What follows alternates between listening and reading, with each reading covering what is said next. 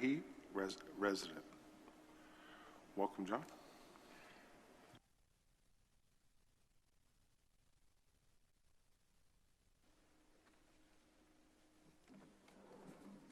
Good evening, Mr. Chair and Council. It's a pleasure to be here and be able to give you some of the feedback we've had. I've been working with the panel, as I did with Jim back in 2005, to develop their ideas and to help them frame issues.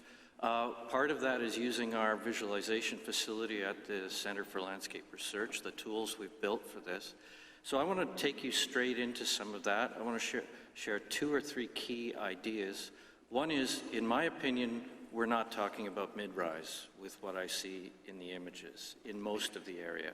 So, and I think we have a difference of definition between what the community has thought, what planning staff is identified in their report, and what the developers' consultants are thinking about as mid-rise. So I think we have to think about that and to work into that some more. So I wanted to put some images together. I want to be complimentary about the landscape plan. I think we've got 3 key elements. The eastern side of the waterfront, I think, is starting to work the way we'd hoped as a destination. You'll hear a deputation from our local Indigenous group within Lakeview and Port Credit, the Eagle Spirits of the Great Waters. They've got a terrific idea for making that area a really profound destination that's true and unique to Mississauga. The north-south connection we always wanted, it seemed to disappear for a while, and this connects Lakeview down to the water. It's this western portion that I think we have to really double down on over the summer and try to get right, because that's the part that seems to not be where we don't have a congruence on that.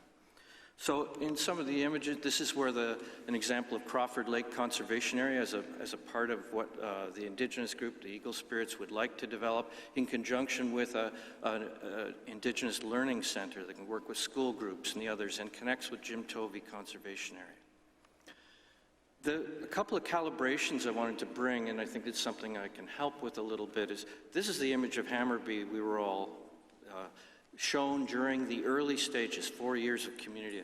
Mid-rise development generates, in the European examples, 133 to 160 persons per hectare. Inspiration Lakeview bumped it up because we added 15-story, modest, about a dozen towers into that mid-rise, and we got 250. That hits the middle of our high-density major nodes for Mississauga as far as an area, and that was the original one.